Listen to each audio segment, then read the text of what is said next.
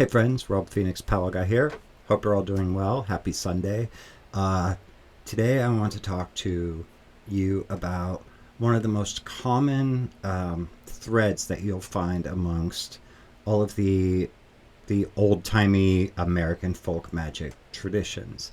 And when I'm talking about those traditions, what I'm talking about is Braucherei, Appalachian conjure, hoodoo, and alongside of hoodoo is the Louisiana tradition of the traiteur. Um, there you go. So what I'm talking about are the use of psalms in folk magic. So we can trace the use of psalms in folk magic as far back as the 10th century. The Jewish people were, I guess, the Kabbalah was reserved as a spiritual sort of like an above board spiritual path and study reserved for like the academics and such, the high priesthood maybe.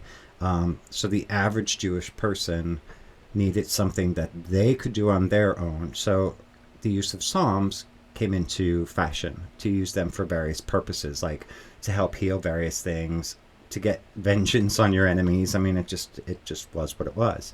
And for them, it was kind of like a practical version of the Kabbalah, even though they probably didn't really know much of what Kabbalah really was. So to them, it was something mysterious and magical. So this was using the Psalms was more of a practical way of using magic and mysticism and such.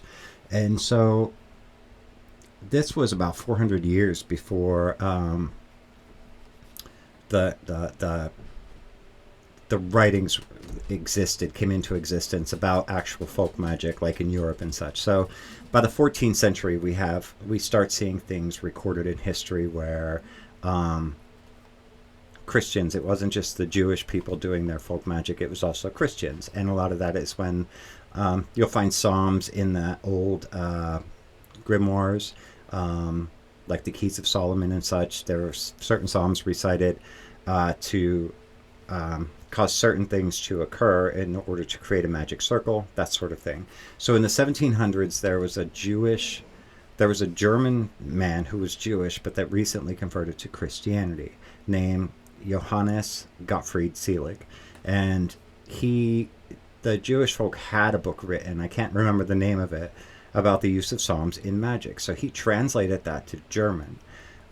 So it could become more accessible to German-speaking folk. And he then came to Pennsylvania in the 1800s, and he brought that with him. And that book became hugely popular amongst the Pennsylvania German Braucherinnen.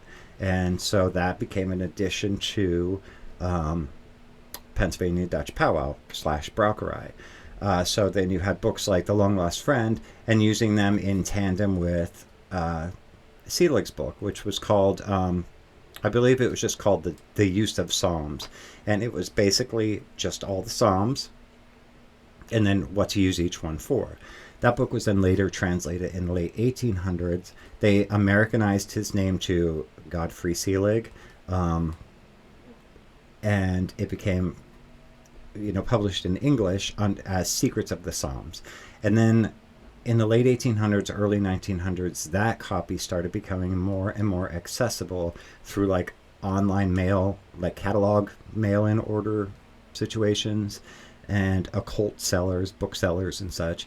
And so the book, as things do, started traveling south from Pennsylvania, south along the Appalachians, through the Appalachian conjure folk, eventually into Louisiana, picked up by the hoodoo and the traiteurs, and probably even further south still to the curanderos and the bruja and all that. So, or brujeria, however you pronounce that. Which I found fascinating which I still find fascinating because the history of American folk magic, we're all like doing the same thing. It's just our methods are colored by our culture. Like here in Pennsylvania, the use of Long Lost Friend and the Secrets of the Psalms, here's a copy, take on a more agricultural flavor because Pennsylvania Germans were very agricultural.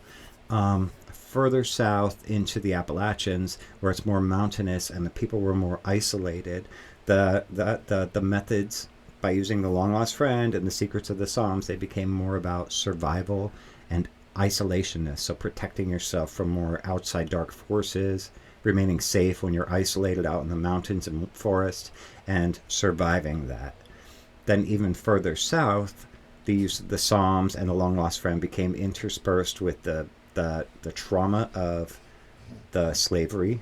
So the black culture, the black Baptist culture, and slash Catholic culture, and their trauma of slavery, plus their roots in African spirits and spirituality, also blended with what they had learned about herbs from the Native Americans. And so you have all of those things coloring the same work we're doing up here, but it's colored by culture. Because even further, when you get into like Mexico and such, and you have the curandero, they're very Catholic influenced, but also with their own cultural flavors added to it. So, and that's where you start to see things like the Holy Death or Santa Muerta and such with added to all of the same stuff we're doing up here, which I find fascinating. So now the Secrets of the Psalms by itself is okay, but there's a lot of strange things in it, like these names for God and such that are very confusing. Like, where did these names come from? And there's also some instructions in here for each of the Psalms. I flagged a couple of them. Like for this one, Psalm 2 can also be an effectual remedy against a raging headache. The direction is as follows. Write the first 8 verses of this psalm together with the holy name, we'll get to that in a second, and appropriate prayer upon pure parchment, hang it upon the neck of the patient, then pray over him the psalm with the prayer arranged for it. Do this in humble devotion and the sufferer will be relieved. So there are instructions on how to do things. There are specific things other than just reciting the psalm. Here's Psalm 4. This is a psalm for luck, and then there's an addendum at the end. If you have cause to bring before high magistrates or princes, you must pray this psalm and the closing prayer arranged for it 7 times in succession before the rising of the sun. So there are a couple of really interesting sort of instructions that go along with it. I flagged a few more just to give you kind of a sense of it. Here's one, Psalm 7, Psalm for cross to condition and overcome enemies plotting against you. And you're praying this over a pot filled with fresh water, and you're saying, after this prayer, you say the psalm, after this, pour the water upon a spot at your enemy's residence or at a place where he must pass over it. And by doing this, you will overcome him. So there are little instructions like that. Now, these holy names, there are, like for this one, Psalm 7, there's, O Eel Slejon, great, strong, and highest God. He does not explain what those mean. And although he does kind of give explanation as to Hebrew lettering and how it's kind of complex. I can't even explain it. I don't know how to put it into words. So in order to help me unlock this book, which I definitely urge you to get this book, Secrets of the Psalms by Godfrey A. Selig. It was like $7 on Amazon or whatever. I forget how much it was, but it was super, super affordable. Very easy to find. But along with that, I urge you to get this book, Hoodoo Bible Magic, from Miss Michaela, I'm not sure, and Professor Charles Porterfield. I believe I'm actually acquainted with Charles Porterfield, although it's been some time since we've spoken. Unless I'm thinking of somebody else, but I'm pretty sure that's him. Nice guy. So he actually talks about this book in here and tells like the formula for calculating where these names of God came from. Again, it's pretty complicated, but because you have to like focus on that God name while you're reciting the psalm, I think it's important to know. It's important to know where that came from. And if it's just way over your head, like for the most part, it's way over my head, I just tend to focus on the person that I'm trying for, or the goal I have in mind by reciting that psalm. Because again, it has to be usable by the people. So there's a saying that I came up with. The reason why we do these folk magic practices. And, on one of my more recent videos about Christian witchcrafts, somebody's response was, these are all lies, you're going to burn in hell and all this BS. But the problem or not the problem is, the fact is, folk Christianity is a way for the people to experience our Christian faith. So I created this phrase: ask not what you can do for Christianity, but instead ask what your Christianity can do for you. And like, this Bible is great, but how can I use this in my life to make things better? And the answer to that is through traditions like the Cunning Folk and the Pellers and the Brauchers and the Appalachian Conjurers and the Hoodoo and the Traitor and the Brujeria and the Corandero. That's your answer. That's how you can make your Christianity work for you. And this is a very good book. Again, it initially introduced as a book for the Pennsylvania German Braucher, and it traveled south, and it's fantastic. But I think you should get this one too. I don't remember how much this was. This is sort of an older book, but it probably wasn't much, or I wouldn't have owned it. But I think they go together because this book explains how this book works. Also, he uses this like the King James version. That's entirely up to you. But although, quick word of warning, for some reason I feel like some versions of the Bible might not have the same numbering system as Psalms. I could be way off on that. But for some reason I thought I saw a Bible that had like, they were all one number off from the King James version. I don't know. Just check it out against this book. If yours is different, then I would use this book. And if it's the same, then win-win all around. So anyway, that's my talk. These are the Long Lost Friend, Albertus Magnus, the Psalms. These are the commonalities all American cultural folk magic traditions have. So we are all doing the same baseline stuff. It's just colored by the culture that's doing it. And that's really important. And so there shouldn't be a whole lot of confusion. I've met people who said, I'm a Braucher and I'm a Hoodoo and I'm a Conjurer and I'm a Brujeria. Like, culturally, if you are all of those things, then great. Personally, I like to stick with what I have cultural rights to, because we're all doing the same thing anyway.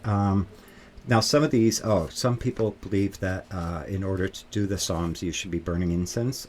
People like to burn incense, like frankincense on a charcoal or whatever, just because it's like an honoring to God. It's sending your prayer up to God. That's up to you. Some, like the Traitors and the Hoodoo, will use saint candles to go along with it, or shapes, like candles shaped like humans or devils or whatever. That's generally not my thing, although I have done stuff like that in the past. Some do with oils. They work with those oils, like crossing oil or jinxing oil or fast money luck oil. I don't know. I don't know those oils. I do have a bunch of them because I like the smell of them, but generally speaking, I don't really use them like as anointing oils and such. But you can. I'm just saying you can. If you're a Pennsylvania German Braucher, that stuff is not really a part of our tradition, but that doesn't mean you can't do it. Just know that what you're doing, like if you're teaching somebody Braucherei, that would not be a part of what you're teaching, only a part of what you personally do. Hopefully that makes sense to somebody. So basically just respect the culture that is doing it, and try to abide by that culture's specifications, I guess you could say. So anyway, I definitely urge you to do that. And the Psalms, it's a different kind of magic. I mean, like I said, there are instructions in here, and you have to feel a certain way and be in a certain frame of mind and say them in a certain way or write them down, whatever. All of them have their own unique instructions, which I adhere to because I believe that there's power in tradition. So that's it. I hope that made sense to everyone. If anybody has any questions, comments, concerns, leave them down below. If you want to say something snarky, please don't, because I'm just not going to respond. And if you want to say something like weird, like repent and all that stuff, don't waste your finger typing energy, because I'm not going to respond to that either. So that's it. God bless you guys. Love you all very much. We'll talk again really soon.